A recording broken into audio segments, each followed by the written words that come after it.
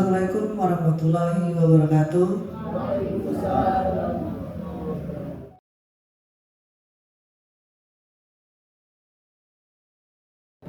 Alhamdulillahirrahmanirrahim. Wassalatu wassalamu ala asrofil anbiya wal mursalin wa ala alihi wa sahbihi ajma'in, amma ba'du. Yang sama-sama kita hormati Ketua Pengadilan Agama Pak Hermanto SIMB,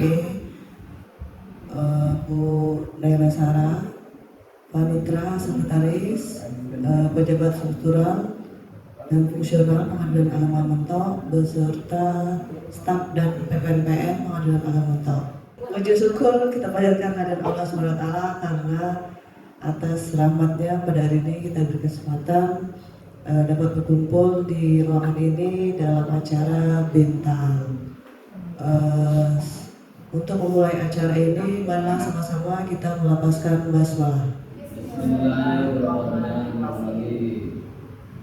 Selanjutnya marilah kita dengarkan bintang dari Bu Wakil Ketua kita, yaitu Ustazah Komaria SIME kepada Mama Kokom ya.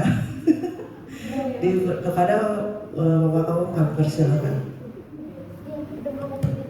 Baik, bismillahirrahmanirrahim. Assalamualaikum warahmatullahi wabarakatuh.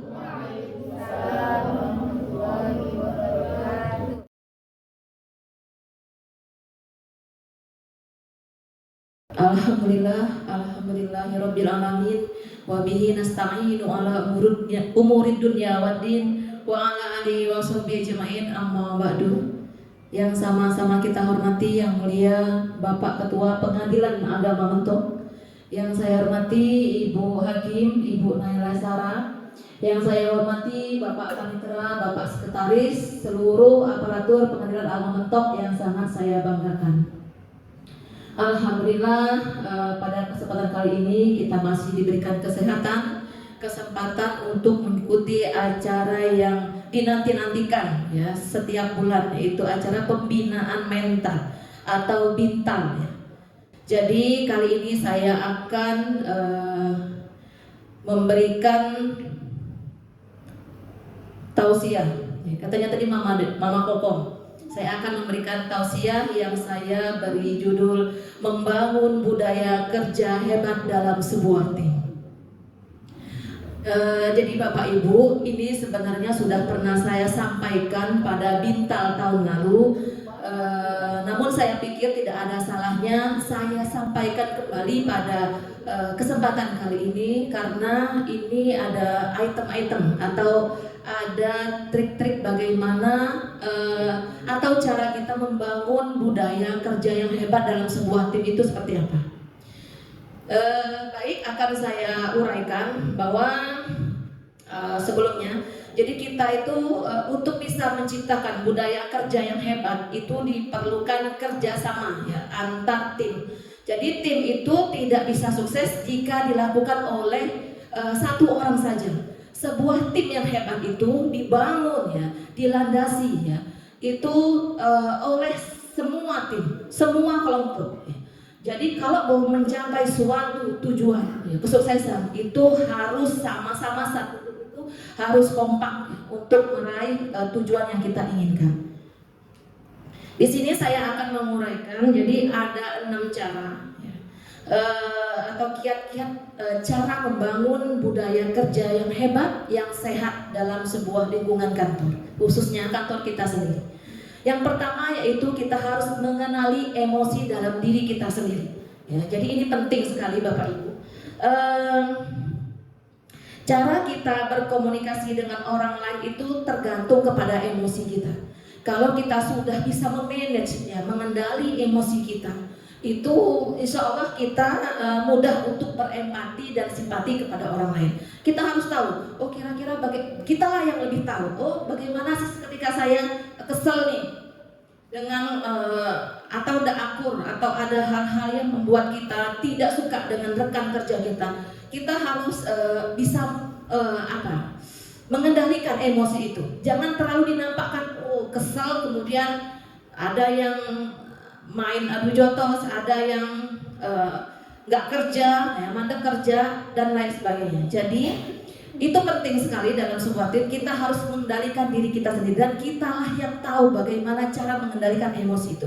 Jangan terlalu nampak kali ketika kita tidak suka dengan rekan kerja kita, lantas ya kayak ada timbul kebencian, kemudian kayak menyampaikan kata-kata kasar gitu. Itu enggak. Ketika kita ada masalah, bicarakan. Ya, bicarakan itu hal yang penting dalam sebuah hubungan, ya.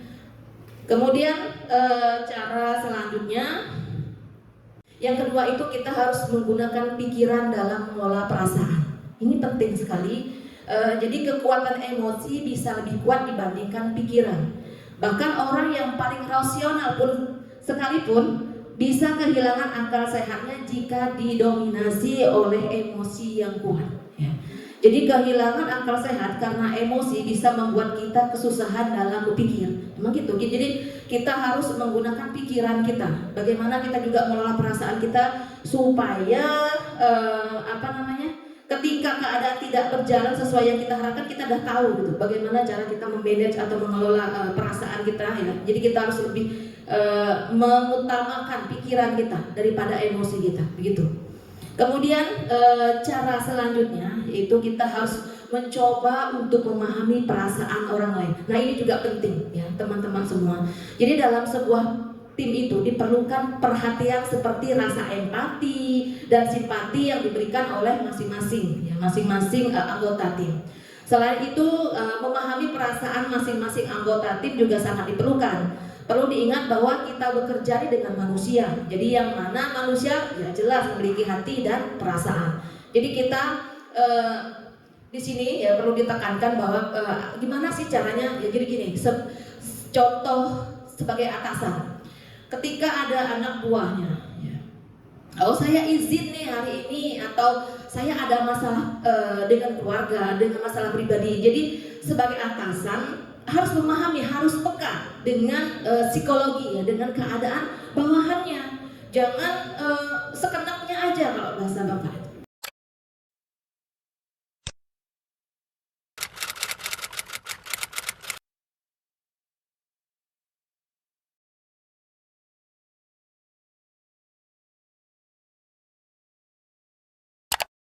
Tanpa memahami, tanpa mengerti perasaan psikologis bawahan, menyuruh, kemudian menekan, sehingga membuat dia semakin terbebani ya, sehingga dia ujung-ujungnya nanti bukannya mengerjakan ya apa yang dikerjakan oleh atasan, justru sebaliknya ogah-ogahan dan ujung-ujungnya itu tadi ya ada yang jelas pengen minta pindah atau tidak betah, itu salah satu mungkin yang menjadi alasan sehingga seseorang itu tidak betah di kantor. Jadi ini memahami perasaan orang lain itu sangat ditekankan dalam sebuah tim. Kemudian yang selanjutnya Bapak Ibu, saling memberi perhatian yang wajar. Nah ini juga penting. Jadi sebagai contoh misalnya kayak Pak Sekretaris lah. Sekretaris ini sangat perhatian loh pada bawahannya. Contohnya ketika Adinda ulang tahun, dikasih hadiah, kemudian yang lain-lain juga. Itu salah satu bentuk memberikan perhatian kepada rekan kerja atau anak buah. Itu bagus ya. Itu sudah kita jalankan saat ini. Terutama Pak Sekretaris sudah menjalankan hal itu. Pak Panitera juga mulai kesini Pak Panitera itu ketika sering disinggung, alhamdulillah ya sudah mulai peka dan sudah menjalankan apa yang sudah diterapkan oleh Pak Sekretaris ya begitu. Jadi ini penting jika ada dari rekan kerja, dari salah satu anggota tim merasa kesulitan atau merasa tertekan dalam pekerjaannya, jadi anggota tim juga berusaha untuk memberikan perhatian atau membantu ke rekan kerja tersebut untuk mengatasi masalahnya. Jadi jangan dibiarkan. Ketika kita melihat misalnya Pipin misalnya dalam misalnya ada masalah ya, itu kita harus peka, kita harus membantu memberikan perhatian, setidaknya ngasih support ya supaya tidak tenggelam dalam masalahnya. Itu penting sekali, terutama atasan. Penting sekali ya, atasan itu peka, yang ngerti psikologis bawahannya. Jangan hanya memberikan tugas saja, jangan memberikan beban kerja yang numpuk tanpa melihat psikologi dari bawahan itu ya. Begitu. Kemudian selanjutnya Bapak Ibu, itu yang kelima, saling memberikan motivasi. Nah ini juga penting dalam sebuah tim ya. Jadi karena setiap anggota di dalam tim kan punya kelebihan, kekurangan, punya kepribadian, keterampilan yang berbeda-beda. Jadi kita sebagai atasan ya, sebagai kami juga sebagai pimpinan harusnya melihat oh ini orang ini ada yang kerjanya cepat, ada yang kerjanya lambat. Itu kita ketika melihat ada yang semangatnya mungkin pertama awalnya luar biasa, tiba-tiba ke belakang kok kendor. Nah, kita harus peka dengan keadaan itu. Ketika ngelihat oh siapa tahu dia ini sekarang kok sudah mulai kendor semangatnya untuk bekerja.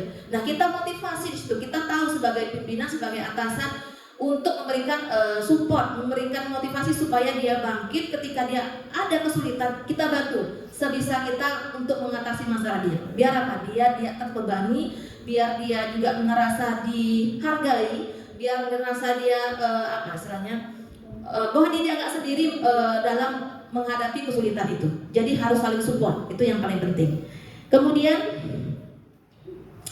yang terakhir ini ya Bapak Ibu, itu saling menegur untuk kebaikan. Nah ini penting juga ya, ini yang terakhir ini. Jadi namanya kita ini kan tidak ada yang sempurna ya, pasti dalam pekerjaan pun, dalam bergaul kita ada salah, ada khilafan yang tanpa kita sadari ya. Menurut orang itu salah, tapi kita kadang-kadang nggak sadar dengan tingkah kita, dengan sikap kita. Ya, itu perlu ketika melihat ada yang tidak pas baik dalam pekerjaannya, dalam dia bersikap, tidak ada salahnya kita sebagai anggota tim juga, bukan hanya atasan saja, itu untuk menegur dia supaya dia merubah sikapnya, mengevaluasi apa yang mungkin menurut penilaian orang itu buruk terhadap dia. Nah, barangkali itu ya Bapak Ibu semua. Jadi kesalahan yang diperbuat itu sudah kadang-kadang pasti ada ya, kesalahan itu pasti ada. Tapi kita sebagai rekan kerja atau anggota tim, ketika ada kesalahan yang diperbuat oleh rekan kita, jangan kita tutupi juga. Misalnya ketahuan dia ini bermain dengan pihak perkara. Nah itu jangan kita diamkan ketika ada sesuatu yang menurut kita nggak pas itu. Apalagi sudah perbuatan yang menyimpang gitu ya. Jadi tidak ada salahnya laporkan, misalnya rekan kerja kita ada yang berbuat seperti itu, laporkan ke atasan atau ke pimpinan, nanti biar kita tidak lanjuti ya. Jadi jangan sampai dibiarkan kesan-kesan seperti itu justru akan menjadi istilahnya kebiasaan, nanti akan berpengaruh kepada rekan kerja yang lain ya. Barangkali itu Bapak Ibu yang bisa saya sampaikan pada Mintal kali ini ya. Jadi intinya budaya kerja yang sehat, yang baik itu tercipta, terjalin ketika kita itu kompak, ketika kita itu bisa mengetahui perasaan orang lain, ya, berempati, kemudian juga memberikan motivasi, dan kita juga harus mengendalikan emosi kita. Jadi jangan menggunakan emosi, semuanya harus menggunakan logika, ya. Mungkin itu saja. Terima kasih. Saya mohon maaf atas segala kekurangan dan kehilafan. Billahi taufiq wa hidayah. Wassalamualaikum warahmatullahi wabarakatuh. Baiklah, demikian tausiah dari kepada Pak Ketua. Ada yang mau disampaikan? Tanya jawab tentang kali.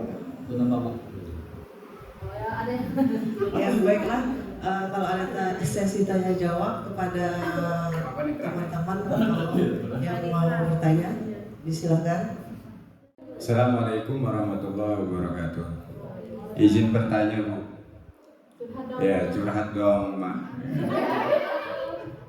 Ini sebenarnya pengalaman saya pribadi terkait dengan masalah di kantor. Gitu.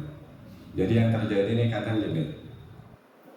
Kalau saya pribadi itu sebenarnya kadang nggak suka sama atasan saya gitu kan. Entah kesel, entah apa gitu kan. Kadang-kadang pasti ada itu, Bu. Semua kita pasti mengalami itu. Kadang juga atasan kita yang nggak ngerti gitu kan. Nah itu kiat-kiatnya gimana, Bu? Kalau kita sampaikan secara langsung atau kita singgung-singgung dia nggak ngerti, bingung juga gitu kan gitu.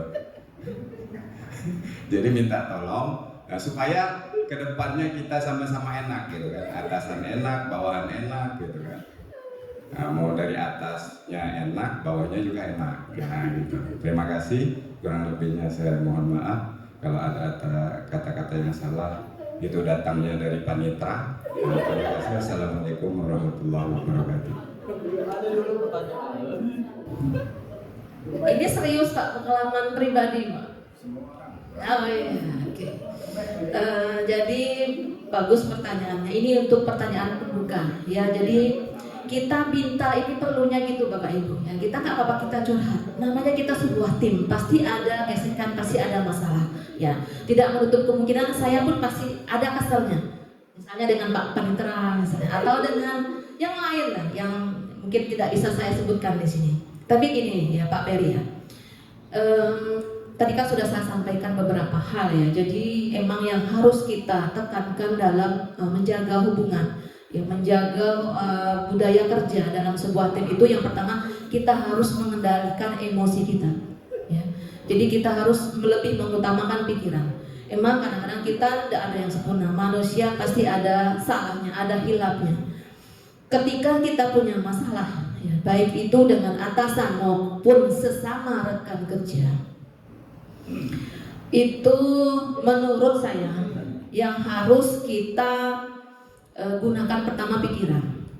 Kita bekerja sini kalau nggak sehari itu 8 jam kita. Kalau seminggu itu kurang lebih kita sama-sama dengan rekan kerja ini 40 jam Bapak Ibu. Ya, 40 jam Senin sampai Jumat. Lebih banyak kita menghabiskan waktu itu dengan teman-teman ini, bukan dengan orang yang di rumah. Baik pasangan kita maupun anak-anak kita enggak. Jadi kita harus gimana? Kita harus mengutamakan pikiran. Gak bisa nih, saya terus-terusan kesel sama dia, gak suka sama dia, benci sama dia. Gak bisa, karena kita ketemu setiap hari. Gak bisa kita hindari masalah itu. Masalah itu dihadapi. Ketika kita gak pas, kita gak sreg dengan seorang, dengan sikap dia, dengan ucapan dia, dengan tindakan dia, ya, lebih baik sampaikan masalah ini ke pimpinan. Ya, ketika kita keles sama rekan kerja atau atasan, sampaikan. Bisa menghadap saya, ya, karena kan saya koordinator pembinaan pengawasan. Jadi tidak apa-apa, silakan datang ke ruangan saya. Ya, sampaikan, nanti kita selesaikan. Karena Pak Peri bukan ini aja, karena ada beberapa juga ibu-ibu yang sudah saya panggil ketika ada masalahnya. Itu alhamdulillah kesini sudah mulai termotivasi, sudah mulai bangkit lagi, sudah mulai semangat lagi untuk bekerja. Karena tidak mungkin kita setiap hari itu tidak menemukan masalah, tidak di rumah, tidak di kantor, tidak di mana-mana, pasti ada masalah. Cuma masalah itu nggak bisa kita hindari, tidak bisa kita tinggalkan, tidak bisa. Kalau bisa kita selesaikan, kita selesaikan. Ya, baik dengan rekan kerja kita sendiri. Yang tidak enak itu satu ruangan. Tidak suka nih misalnya sama orang si A nih, pokoknya kesel saya. Ya.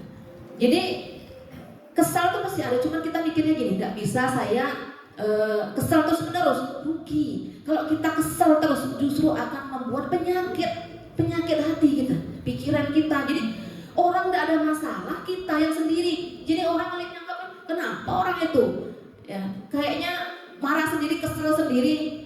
Kalau nggak ngomong, nggak tahu orang. Kalau kita ngomong terus terang, oh saya tidak suka nih dengan si A, si B, ngomong.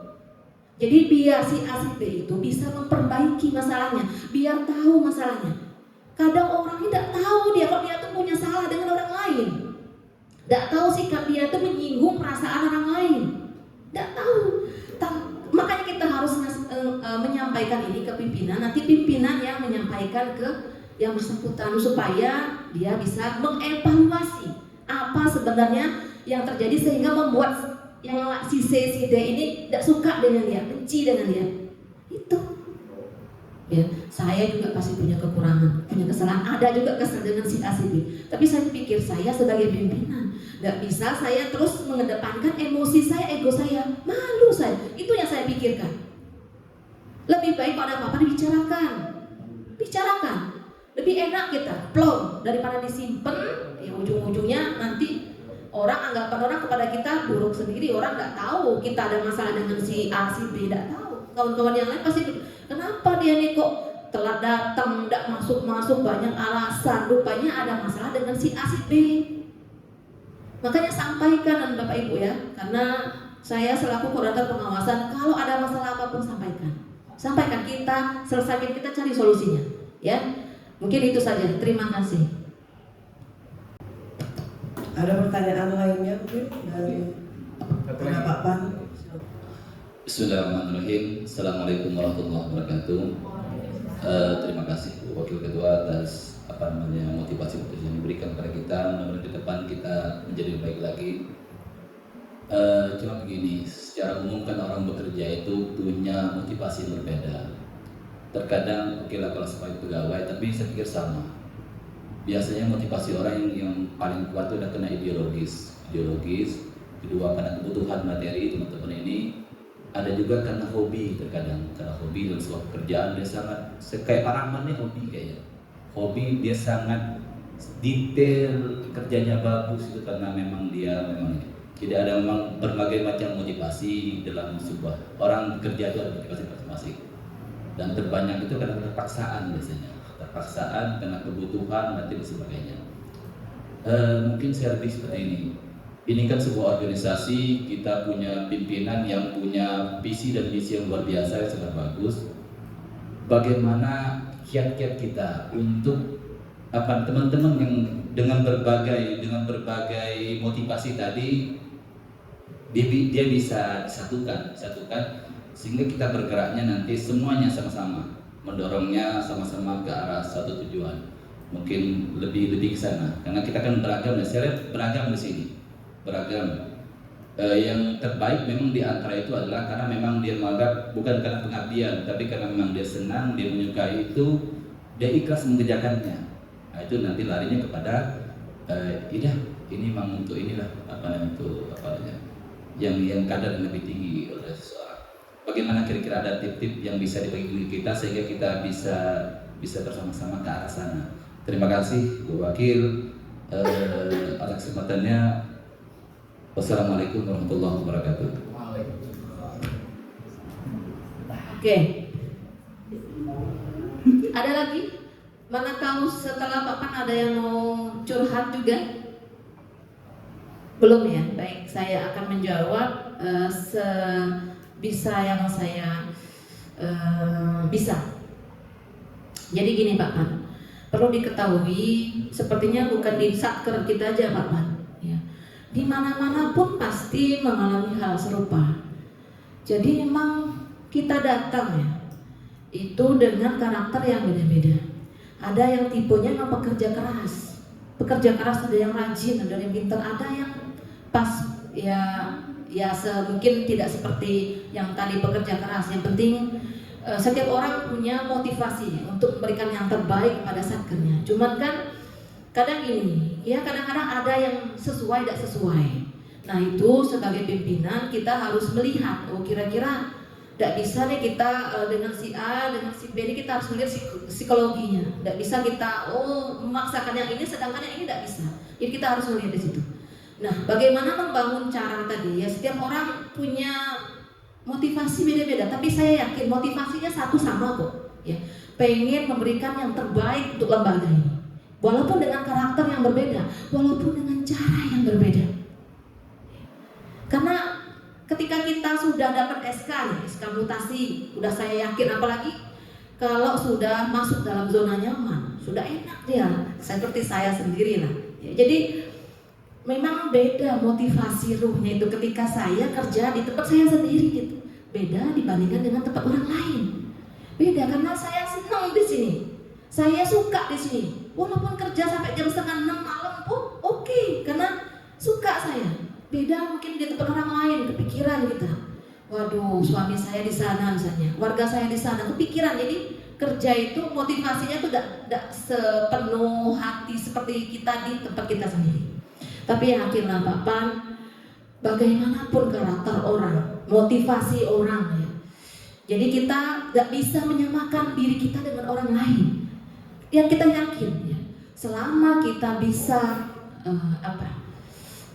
ada rasa untuk memiliki, untuk rasa memberikan yang terbaik untuk kantor ini. Bagaimanapun karakter orang ya, motivasi orang, tapi yakinlah sesungguhnya yang diinginkan adalah untuk mencapai tujuan kesuksesan bersama itu ya. Jadi seperti saya sampaikan, setiap orang memang beda-beda Pak. Jadi itu tadi kita harus melihat, memahami orang lain ya. Memahami orang lain, karakter orang lain, tapi yakinlah seperti saya berapa kali sampaikan bahwa tujuannya sama kok ya, tujuan sama untuk memberikan yang terbaik untuk saat kali ini. Barangkali itu, terima kasih. Saya cukup. Masih ada lagi, silakan. Mungkin masih ada lagi yang mau bertanya. Pak Delis. Bismillahirrahmanirrahim. Assalamualaikum warahmatullahi ta'ala wabarakatuh. Baik, terima kasih kepada moderator yang telah mempersilahkan saya untuk bertanya. Sebelum ke pertanyaan, saya ingin menyampaikan bahwa yang tadi telah dijelaskan oleh Bu Wakil sebetulnya sudah tepat ya.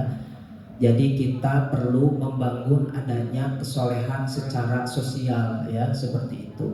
Namun sebelum ada modal untuk membangun kesolehan secara sosial, itu perlu ada modal yang lebih utama lagi, yaitu bagaimana cara membangun kesolehan secara individual. Nah, ini merupakan peran utama sebetulnya. Mau di apapun itu istilahnya, mau dibangun sebagaimana mungkin, kalau tidak ada modal utama kesolehan individual, mana mungkin bisa terbangun kesolehan secara sosial. Nah, ini peran penting bagi kita semua yang bekerja khususnya di Satker ini, di PA Mentok, agar bisa membangun kesolehan secara individual. Jadi untuk kegiatan di hari Kamis ini sebetulnya sangat sudah baik ya, seperti ada kegiatan bintal, kemudian ada acara membaca Yasin bersama, itu bisa mensinkronisasi antara kesolehan individual dengan kesolehan sosial. Nah, mungkin untuk ke depan ya, ini saran dari saya ya, karena memang kita sebagai manusia yang tidak terlepas dari al-khata wa nisyan ya, tempatnya khilaf dan kesalahan. Nah, ini tentu harus ada upaya bagaimana cara membangun karakteristik dari diri kita masing-masing, khususnya karakteristik diri pribadi dan kita bersama secara keseluruhan. Nah, lebih baik ketika memang saya berpikir bahwa apa mungkin sih ya di sini bisa diterapkan bagaimana sih supaya menggiring aparatur pegawai untuk bisa membentuk karakteristik pribadinya itu agar lebih baik lagi. Seperti contoh ya, seperti contoh bisa melaksanakan sholat wajib dengan tepat waktu, itu salah satunya konsisten terhadap diri sendiri dan kepada Allah. Istilahnya kita jangan dulu berpikir bisa merubah karakteristik orang tanpa kita mempunyai komitmen diri terhadap Sang Pencipta. Itu kan permasalahannya di situ. Jadi tidak bisa orang yang sudah berpuluh-puluh tahun dirubah secara sikapnya seperti itu. Mana mungkin hal itu bisa terjadi. Mustahil bisa merubah sikap seseorang yang sudah terbentuk dari dia kecil, kan seperti itu. Nah, berarti upaya yang mesti kita lakukan, ini langsung saja ke pertanyaannya agar tidak terlalu panjang karena ibu-ibu mau masak ya. Dan saya juga sudah keroncongan ya. Bukan hanya saya, bapak juga sama. Ya gitu. Pegal ini Pak Bang Rahmat juga sudah pegal katanya. Langsung ke pertanyaan. Nah, apa mungkin bisa, pertanyaannya ya, apa mungkin bisa diterapkan bagaimana agar bisa menggiring kesolehan individual ini diterapkan di kantor pengadilan agama Mentok ini, seperti menggiatkan agar bisa melaksanakan sholat tepat waktu, kemudian dengan adanya agenda bagaimana cara membaca Al-Quran yang baik dan benar, kan itu akan tetap terpakai, bukan hanya saat kita bekerja saja. Kelak ketika sudah pensiun dan sebagainya, ini menjadi modal utama agar bisa beramal secara jariah, kan seperti itu kan. Apakah bisa digiring seperti itu dengan membiasakan misalnya kan seperti itu, dengan adanya moto-moto tertentu, misalnya awali aktivitas dengan membaca basmalah, kemudian setiap pintu umpamanya kalau masuk toilet di situ ada doa kan, doa masuk WC kan seperti itu. Nah mungkin kiat-kiatnya seperti itu. Apa mungkin bisa digiring ya agar bisa membiasakan diri untuk berbiasa dengan kesalehan individual yang bisa ditampilkan di kantor seperti itu. Bu Akil, terima kasih. Assalamualaikum warahmatullahi wabarakatuh. Baik, bagus sekali. Saya sampai tersentuh ya, dengan apa yang disampaikan oleh Pak Deris. Ya, jadi emang penting sekali. Jadi yang paling penting itu kita harus menanamkan kesolehan kita. Ya. Sebelum kita menilai orang lain, kita harus melihat diri kita sendiri. Apa mungkin? Tadi kan pertanyaannya seperti itu. Mungkin bisa, Pak. Tapi tidak bisa dikerjakan oleh satu orang saja. Ini kalau semua tim komitmen bisa. Apa yang disampaikan oleh Pak Deris bisa terwujud asalkan kita pun mau melaksanakan itu. Contoh, sholat tepat waktu. Bagus, saya senang sekali. Mau saya seperti itu. Emang seperti itu harusnya. Karena sejatinya kita kerja nih kan untuk duniawi. Kadang kita sampai terlena lupa dengan akhirat. Mau kita kerja itu plus juga untuk kebutuhan kita di akhirat. Jadi balance. Kadang lupa saking sibuk kerja, sholatnya udah molor. Benar kadang. Saya pribadi juga melakukan itu, Pak Deris. Ya kadang itu tadi ya. Kita kadang-kadang sibuk dengan rutinitas sampai lupa dengan tugas kewajiban utama kita sebagai ya hamba Allah. Ya, tadi bagus disampaikan. Saya support, saya dukung. Asal semua teman-teman ini support, komitmen. Ayo kita sholat zuhur tepat waktu. Kita ke masjid sama-sama. Sholat asar juga demikian. Sudah, tidak masalah. Cuman saya tidak bisa kalau hanya memerintahkan, kemudian yang lain juga sepertinya masih terpaksa, tidak bisa. Karena saya support, tapi gini, asalkan tadi ya, asalkan semuanya komitmen, mau sholat tepat waktu, mau melaksanakan apa yang tadi Pak Deris kasih saran, itu saya support. Intinya saya tidak. Ini bisa nanti dikomunikasikan dengan pimpinan. Ya, insya Allah nanti kalau seandainya semuanya setuju, kita terapkan. Ya, barangkali itu ya. Terima kasih. Mungkin ada lagi yang mau bertanya dari teman-teman? Oh sudah cukup? Cukup ya? Baiklah. Para Pak Ketua ada yang mau disampaikan? Bismillahirrahmanirrahim. Assalamualaikum warahmatullahi wabarakatuh. Langsung saja karena mengingat waktu, kita banyak acara agenda hari ini. Yang pertama yang saya ingin sampaikan bahwa begitulah perbedaan ketika yang memberikan materi itu mama-mama.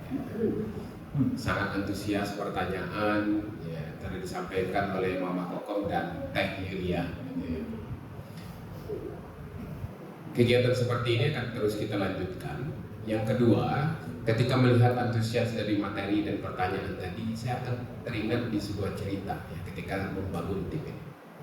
Jadi di satu pagi ada sepasang suami istri, biasa obrolan pagi antara suami istri ketika ngopi pagi, minum teh pagi di dapur. Tapi dapur itu punya jendela yang mengarah ke tetangga sebelah. Kebiasaan ibu-ibu ketika cerita, "Pak, kenapa sih tetangga sebelah itu selalu kalau jemur pakaiannya selalu mudah kusam, lusuh, selalu dijemur oleh dia?" Suaminya hanya menjawab pada saat itu, "Ya sudah, biarkan saja." Hari kedua, istrinya sama bercerita, mungkin yang dia gunakan deterjennya kurang baik, deterjennya harga murahan, sehingga pakaiannya lusuh, dijemur di jemuran itu nggak bagus kayak gitu. Kalau punya kita masih bagus-bagus. Di hari kedua suaminya menjawab, "Sama, ya sudah, biarkan saja." Di hari ketiga istrinya terkejut. Loh, ternyata tetangganya menjemur pakaian itu bagus semua pakaiannya. Kok ini nggak kayak kemarin? Istrinya menuduh suaminya, apa kamu memberitahu tetangga sebelah? Ya, biasa ibu lah. Apa yang memberitahu bahwa tetangga sebelah itu dikasih deterjen yang baik, sudah dicuci, kasih baju yang bagus, segala macam, udah mulai curiga ini. Suaminya hanya menjawab saat itu, tidak, saya tidak pernah memberitahukan, saya tidak pernah mau tahu apa yang dijemur oleh tetangga, deterjennya bagaimana. Tetapi kemarin saya menyuruh Pak Wakil, menyuruh yang kerja di rumah untuk membersihkan kaca jendela kita. Karena kaca jendela kita sudah hampir 4 tahun belum pernah dibersihkan kacanya. Istrinya kaget. Ternyata kadangkala kita berani menilai orang lain, menjauh orang lain, bahwa yang lain rusuk, kotor. Sesungguhnya kaca kita, cara pandang kita yang kotor. Saya ulangi ya, coba cermah lagi dari cerita ini ya. Ketika kita berani menilai tetangga kita, menjelekkan orang lain, menilai orang lain rendah, nggak baik, segala macam, kita menilai bahwa sudut pandang kita sudah benar. Tetapi sesungguhnya jangan-jangan kaca jendela kita lah yang kotor selama ini. Kaitannya dengan ini, beberapa pertanyaan, beberapa materi dari dua yang sangat baik tadi adalah, kantor ini kalau kita punya cara berpikirnya, jendela kita kotor, kemudian menilai orang lain, akan bahaya. Jadi caranya apa? Ya sudah, mulai sekarang apa yang dibicarakan oleh saya hanya merangkum dari beberapa pertanyaan, dari beberapa materi ya. Mulai dari sekarang benar kata dari tidak, kita sik. Mulai dari diri kita bahwa mencoba menjernihkan hati kita, mencoba membersihkan kaca jendela kita, dan jangan selama ini hati kita lah yang kotor, jendela rumah kita lah yang selama ini tidak pernah dibersihkan. Sehingga kita kadang-kala mulai mudah menilai seorang. Nah, kalau karakter ini ada di dalam satu tim, di dalam organisasi kita, maka keutuhan tim itu sendiri akan terkoyak. Kita dengan mudah menyimpulkan bahwa kawan kita kayak gini, rekan kita kayak gini. Bagaimana nerakanya kantor ini jika kita menilai kawan-kawan kita sama seperti itu? Jangan-jangan kita semua yang duduk di sini, jendela kita kotor, hati kita kotor. Jangan-jangan seperti itu. Oke? Mulai sekarang coba yuk flashback, muhasabah diri, coba benar nggak? Cerita sederhana pasangan suami istri ini yang pagi ngopi segala macam ini sederhana sih, tetapi maknanya besar. Hanya sekedar menilai tetangga melalui lewat kaca jendela. Ternyata suaminya hanya melakukan perubahan kecil, membersihkan kaca jendela tersebut. Bagaimana mengajari bahwa cara berpandang kita, cara berpikir kita yang mulai dibenahi. Saya sering katakan bahwa tim ini dibangun, kalian bukan kerja dengan saya, karena saya nggak pernah gaji kalian. Kita semua digaji oleh negara, tetapi kita ditakdirkan, qadarullah, kita ditakdirkan dalam rumah yang sama dari orang-orang yang berbeda, baik suku, bahasa, tempat berbeda-beda. Hanya saja Bangka Barat menjadi tuan rumah. Nah, tugas kita mulai dari sekarang adalah benahi hati, benahi cara pandang kita, benahi jendela rumah kita, jangan sampai jendela kita kotor dan kita menilai orang lain. Kalau ini terjadi, maka kekompakan tim, kebersamaan tim tidak akan bisa dibangun dengan baik. Sudah kayak Mario Teguh, gitu ya? Mario Tegar, gitu ya. Jadi sekali lagi, kawan-kawan semua, hari ini sangat antusias, materinya banyak yang bertanya, ya udah kayak di Indonesia lah kayak gitu. Ini hal yang baik bagi kita semua, maka hal-hal baik ini mari kita lanjutkan. Mari kita bangun tim ini dengan tim yang solid, tim yang baik, bahwa kita saudara, bahwa kita adalah keluarga, bahwa kita kebersamaan, kita saling peduli, kita saling membantu, kita saling meringankan beban, dan jangan sampai kalau ada kawan kita ternyata lemah di sini, lantas kita menjadikan titik lemahnya menjadi untuk yang dibully. Tidak. Justru kekurangan itu akan menjadi satu kekuatan ketika kita bersama. Maka saya sering katakan materi saya selanjutnya, jadikan kerja di kantor kita ini adalah wisata kerja. Salah satu wisata kerja adalah apa? Tadi ngeliwat bersama, makan bersama. Bayangkan saja kayak di pantai gitu ya. Kita memilih gathering internal. Itu menjadikan bahwa salah satu bahwa motivasi kita kerja di kantor ini menjadi baik. Dengan gitu kita kebersamaan. Stop bully orang lain. Stop kita menjelekkan orang lain, stop kita menilai orang lain bahwa kita lebih dari orang lain, karena sesungguhnya mungkin jendela rumah kita, jendela berpikir kita lebih kotor daripada orang yang kita nilai. Demikian, Assalamualaikum warahmatullahi wabarakatuh. Alhamdulillah telah sampailah kita pada penghujung acara. Saya selaku MC bertugas, mohon maaf apabila ada kekurangan. Marilah acara ini kita tutup dengan melepaskan Mas Hamdalah. Wassalamualaikum warahmatullahi wabarakatuh.